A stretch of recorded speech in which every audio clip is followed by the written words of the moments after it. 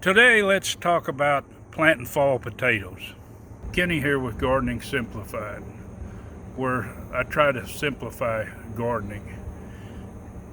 Have you ever thought about your potato crop hadn't lasted you throughout the year? Well, if you're in the north, I can't help you much, but if you're in the south, you might want to think about a second crop. Now, there is a problem with planting a separate crop because, as many of you know, you can't find seed potatoes in the fall.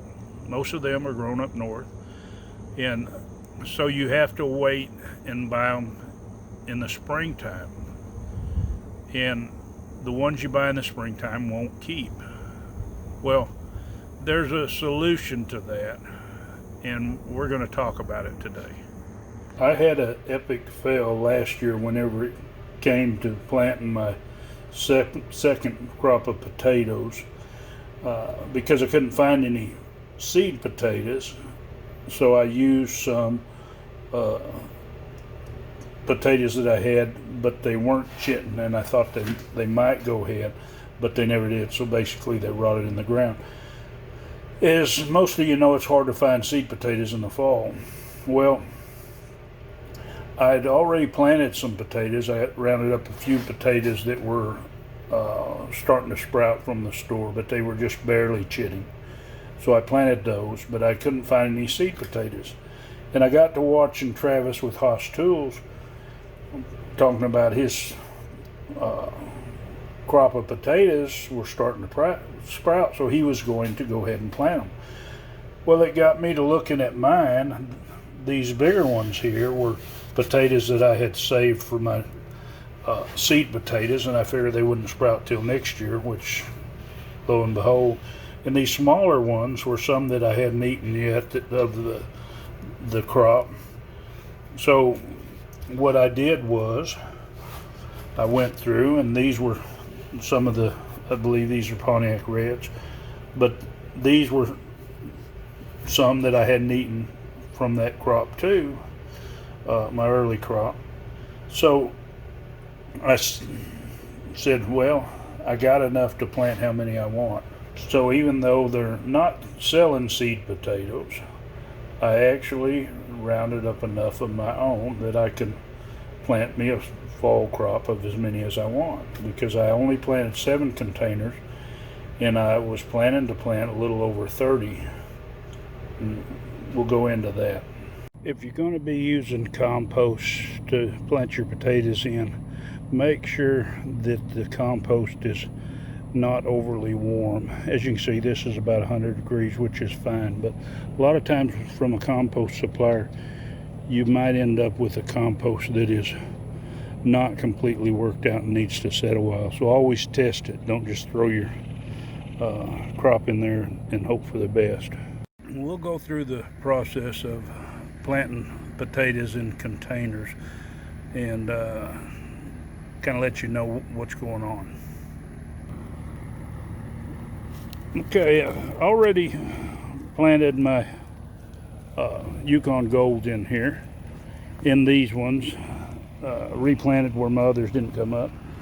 And I've got a few of my Magic Mollies. I've got 3 of them that germinated from the poor seed potatoes that I had in the spring crop. So we'll see if we can't get a fall crop out of them. But what I'm doing is I'm taking the bottom of these barrels, I'm putting some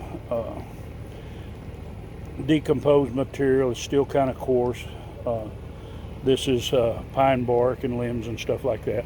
And I'm adding in a mixture of compost and peat moss.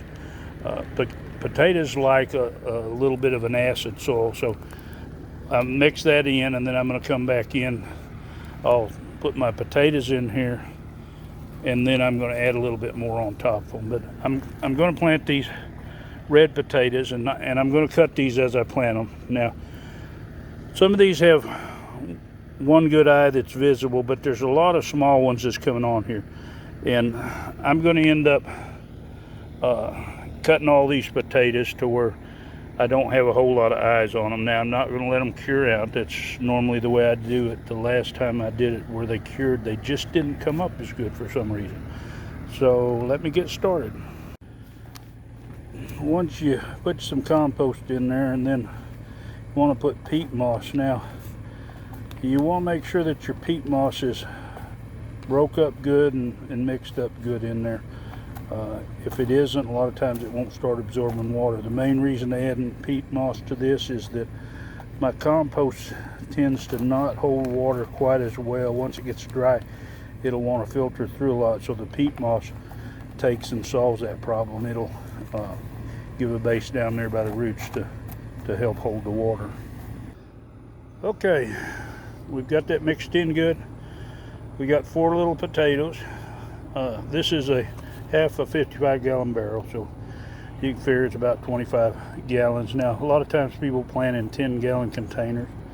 I'm planting 4, and before anyone says these, yes, these are small, because normally we don't say seed potatoes smaller than a golf ball, but beggars can't be choosers.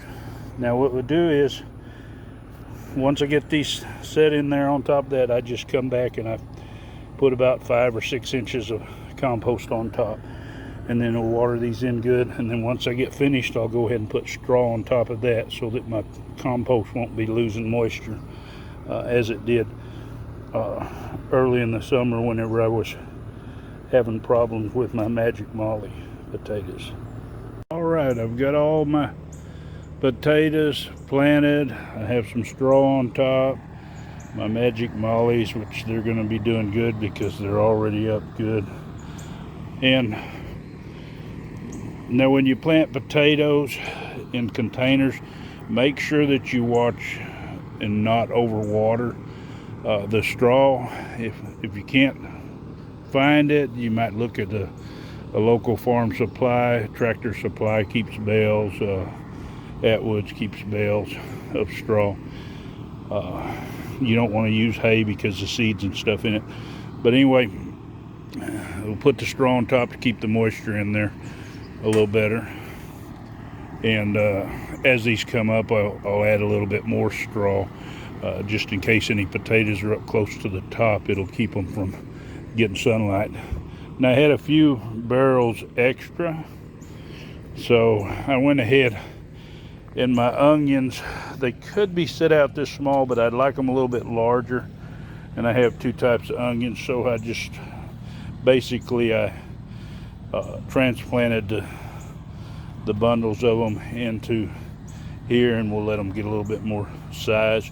Onions like a lot of nitrogen, so I give them a little bit, and as you can see, they've got a good green color, and they should be ready to plant in a week or so. If you have a question about the moisture, purchase a cheap moisture meter. It's easy enough. You can use the finger method and see if it's moist down, but that was kind of a problem when I grew my Magic Mollies, because I kept using that, and the upper part was kind of dry, but there was plenty of moisture down by the roots, so they were actually getting too much water. So the big thing is don't overwater them, especially if you're using my method in such a big container. And the other thing is, potatoes, like most vegetables, they like full sun. They need at least 6 to 8 hours a day. So hope this helps. Go ahead and like this video. If you want to see more of my videos, subscribe, hit the bell button so you'll get notified, and share it if you think it can help someone else. Happy gardening.